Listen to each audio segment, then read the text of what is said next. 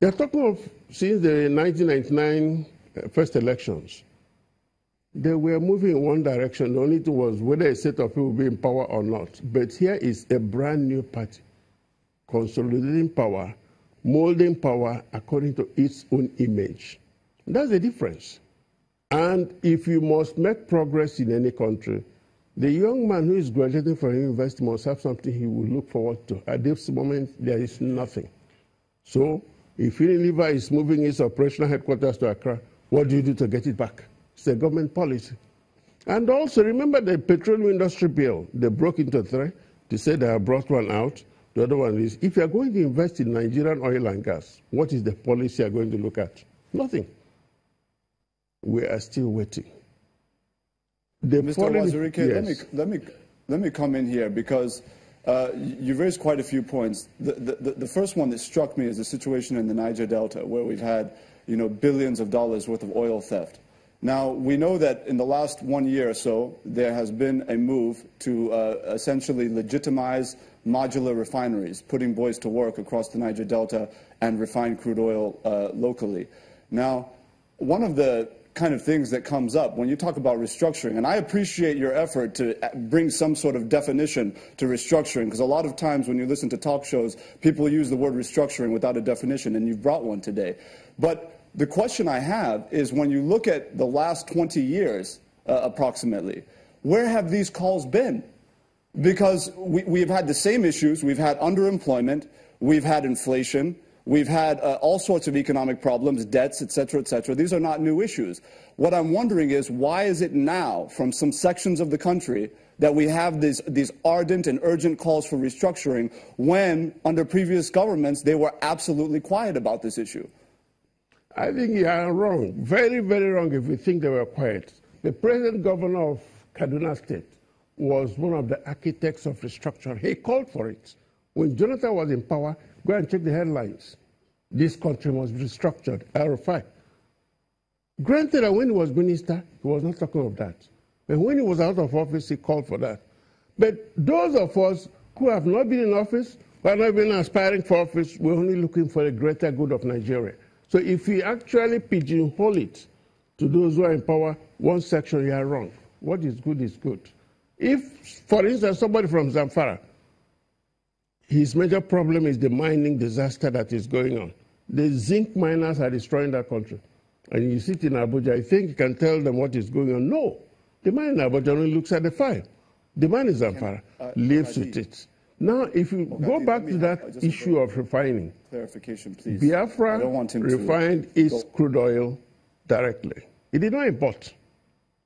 So when you see these boys in the Niger Delta who are refining, they're the grandchildren of those who refined in Biafra. And what is the response of the Nigerian military? The jets, they go and bomb them. And when they bomb them, they destroy their installations. And so there is no opportunity to allow that to grow. Okay, let's get the perspective of Dr. Nafizi Darma. He is the Secretary, ACF Committee on Restructuring, and he is also an Associate Professor of Development Economics from University of Abuja. Thank you so much indeed for joining us on Sunrise Daily. Do you stand disappointed, or do you stand encouraged when you heard Mr. President's speech, his New Year's speech, saying that process rather than restructuring should be what should drive the change?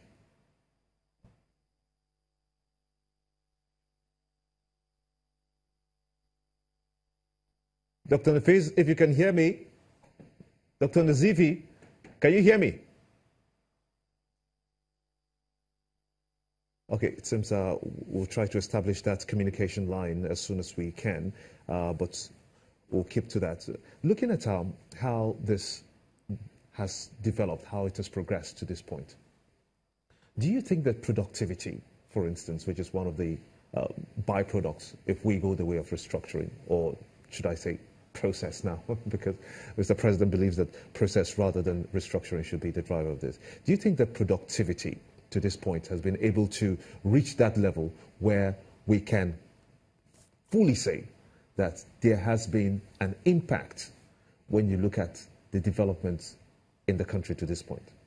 Well, let me break down productivity. First is agricultural. The herdsmen have destroyed farming going on in this country. there is this massive insecurity among farmers. Remember that the food basket, you have Middle Belt, that's North Central, you have Northeast. Boko Haram has made that a no-go area. Then you come down to Southeast, South-South. You have activities of herdsmen, and even Southwest. Agriculture production for this year, if they are not careful, will be far below what we have seen in recent years. How so? Insecurity. See, if you are a farmer, I'm talking of places where people can go to farm and farm acres and acres of land. I'm not talking of this domestic farming you see in some areas. If herdsmen, if you allow them coming with their cattle, what do? They destroy whatever you have. If you confront them, they kill you. As it is, the military is not confronting them. The military confronted IPOB, remember, but did not confront the herdsmen. The farmers in the Borno, Yobe, Gombe, Adamawa, and so on, they have problems. Probably it's only Gombe that will say, okay, we can manage. Northwest is not really known for that massive food production. Bauchi is Northeast, Bauchi will give a lot.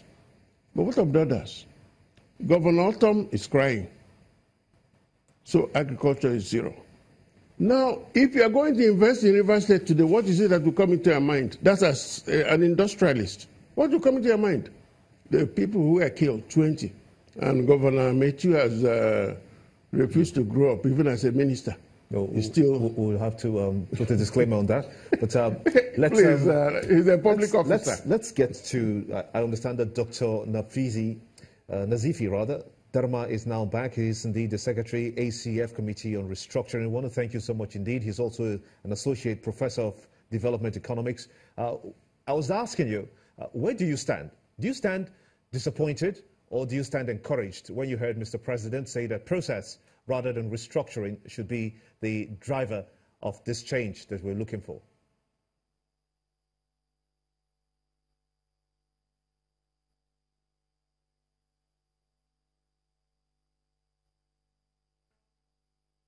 Oh dear, okay.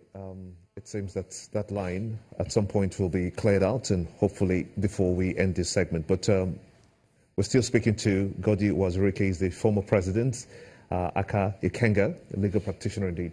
So where do you think that this will take us to now? Because a lot of people are skeptical. If Mr. President feels that processes should be, is process not part of what restructuring is? He's not totally wrong, is he?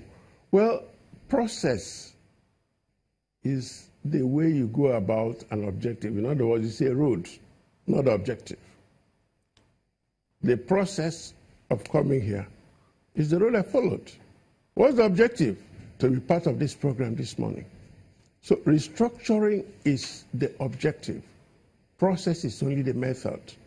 I know that only the National Assembly can actually effect a real change in this country. Only the National Assembly, whenever it concerns laws.